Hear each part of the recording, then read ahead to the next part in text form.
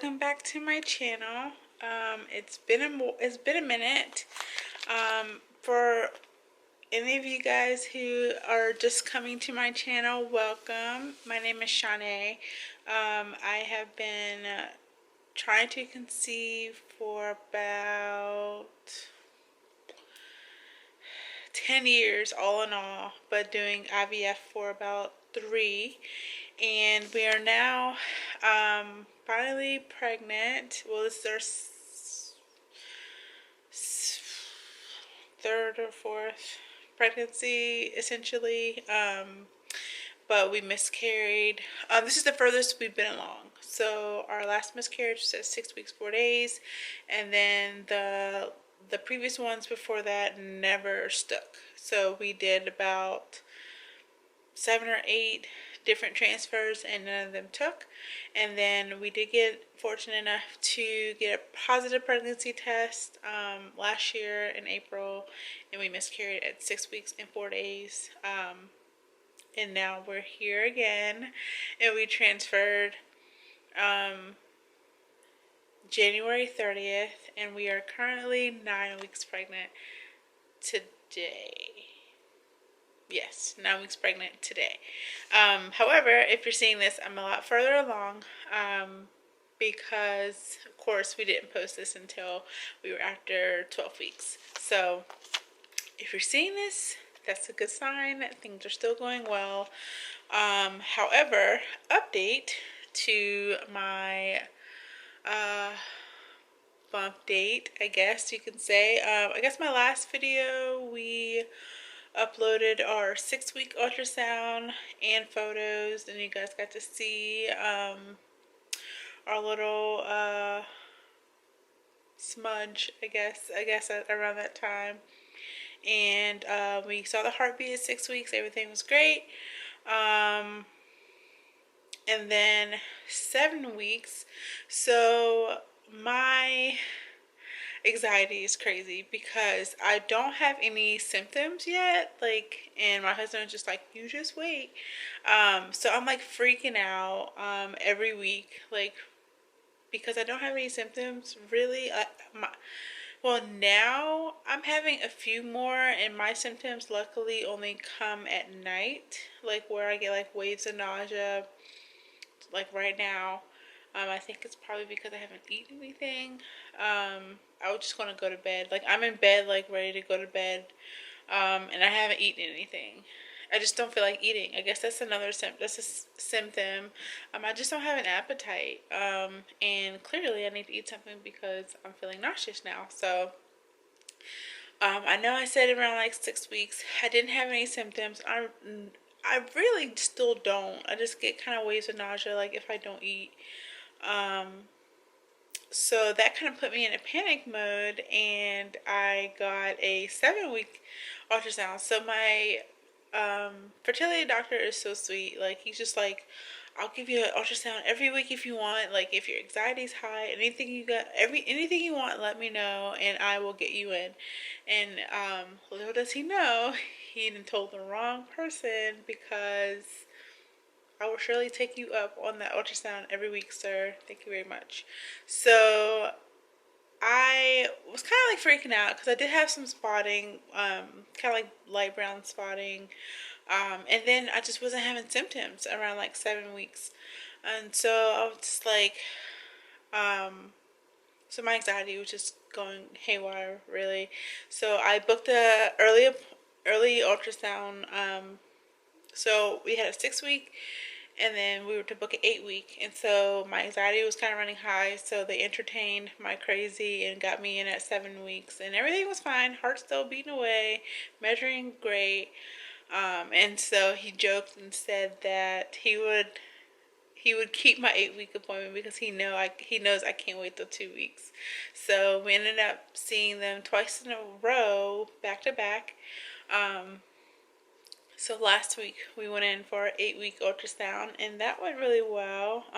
So like I said before, unfortunately at this clinic we can't hear the heartbeat until 12 weeks, and I think that's when they release us to our OB. But we were able to see it, and they did measure the they did measure the heartbeat. So this is our little, I call it baby cakes.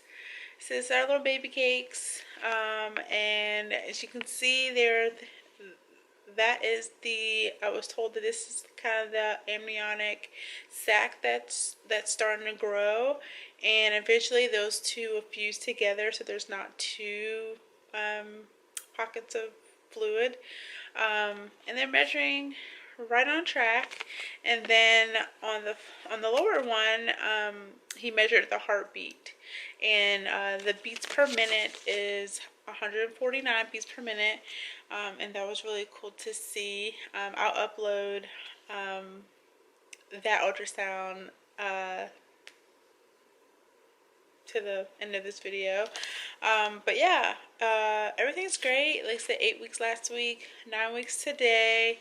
Not a lot to go on. I have been completely exhausted, like exhausted. Like every time I thought about filming, I was just like, oh, I don't feel like it. Like, okay, that's probably the other symptom that I have is like extreme fatigue. Like all I can do is think about sleeping and lying down and not doing anything. Sorry, my camera ran out of memory, so I had to like delete some things. But like I was saying, like I just haven't had the energy to do anything but lay around all day. My appetite was really not there, so I'm not having any cravings really. I think the strongest craving that I had was probably in like week 6 is when I was really craving some fruit. So I haven't really had a lot of cravings. I kind of just been eating whatever kind of looks good. Yeah, we have our 10-week ultrasound next week, and I'm so looking forward to that one because I can finally stop taking these shots in my butt and stop taking the estrogen, and just be a normal pregnant person. Just, going off of their own body's hormones. So that's going to be great. My butt will thank me because it's so sore. I'm currently sitting on a heating pad, so that's fun. But yeah, there's an update to my update. I thank you guys so much for continuing to be with us on this journey, and we are hoping to finally have our sweet little baby Earthside this October. Oh, yeah, so that's our due date. So our estimated due date is October the 18th of this year, which is really sweet. I had 2 apps. So one app had my youngest brother's birthday and the other app had my other brother's birthday. So it was either a toss-up between the 2 brothers' birthday that we were going to be due on. So I was pretty excited that it ended up on my baby brother's birthday. So I thought that was really sweet. So he'll be happy to hear about that. Again, no one really knows. A couple of my friends, a couple of his friends, and our immediate family knows just my mom, my sister, his mom, his brother, and that's it. We're kind of keeping it under wraps. We still want the element of surprise for some of our friends and family. As soon as I post our announcement photos on Facebook, I'm pretty sure it's going to be a very good announcement. So, that's another thing too. I booked our 12-week announcement photos on the 4th of April. Yes, on the 4th of April. Oh, wait, on the 8th of April. Whatever that weekend is. The first weekend in April, we booked our announcement photos, which I'm really excited about. And we will use those as our announcement photos as well as our baby shower photos. So we are a baby shower announcement photo. I found something on Etsy that has like one side is like our picture and the other side is the invitation. So those are the photos that we're going to use. So we're really excited to finally be able to do these things, and I'm just trying to keep my anxiety low and keep every day, live every day in the moment and enjoy this pregnancy as much as I can without being crazy and driving my doctor insane with all these weekly ultrasounds. So I'm pretty proud of myself. I lasted this whole 2 weeks. Well, the week is not over yet. So, but for the most part, I have lasted these 2 weeks. So he will be proud when he sees me next week, that I managed to make it through 2 weeks without calling them. Oh, that was another thing too. Another symptom I can say that I've had is constipation. Oh my God. I did have to call them. I did have to call my clinic over the weekend because I was so constipated. Like, I was on the toilet for like 45 minutes to an hour. I was like, this is ridiculous. Like, and I didn't want to strain because I didn't want to like hurt myself. But I was like, this is dumb. So I was just like, can you just call them? I was like, yeah, I'll call them. So they sent me like a list of all the medications that I can take while I'm pregnant, including like a laxative if that happens to happen again. Like, I didn't want to take the Miralax that they said. I think it said Miralax that I can take, but like I was reading the directions for Miralax, and apparently it doesn't kick in for like 2 to 3 days, and that was on a Sunday, so I didn't want to have to like be in the bathroom all day on Monday, Tuesday, or Wednesday at work. So I was like, I'll just suffer for this go around. But yeah, constipation. I think I mentioned that in my 2-week wait, and it is still very much real and a struggle. So that's another symptom that I can jot down for weeks 8.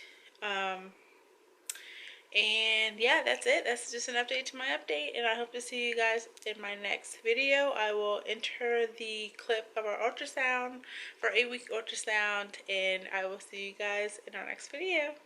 Bye.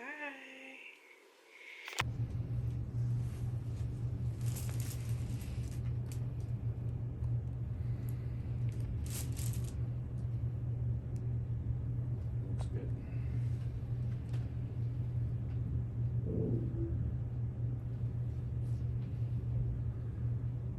A heartbeat right there in the center. This is the head down here, and the body up here. So that's the top of the head, or the crown, down to the bottom of the rump.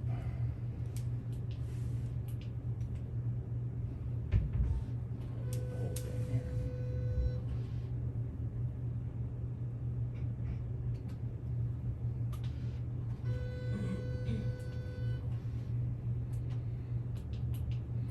So it's measured in 7 weeks, 6 days. Okay. See if I can measure the heartbeat. Okay. Is 7 weeks, 6 days okay? Yes. Our error of measurement's plus or minus 3 days. Okay.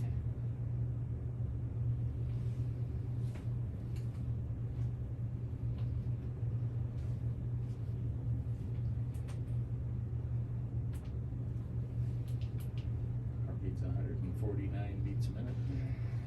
Is that good? That's good, yep.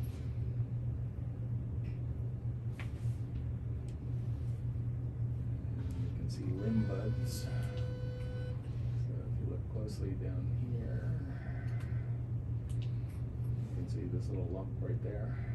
Another one on the other side. Those are the leg buds. And the arm buds are up here. See this one coming off this side? That's why I call them gummy bears. Because they don't have fully formed arms and legs yet. Looks perfect.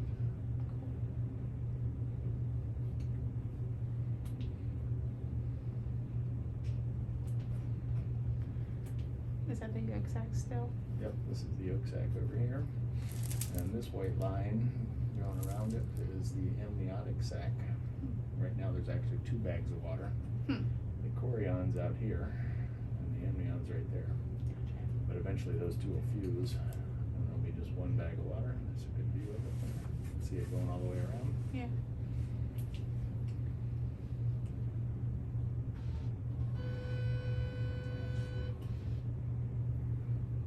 View from the side. This is not a hole in the head. That is the ventricle.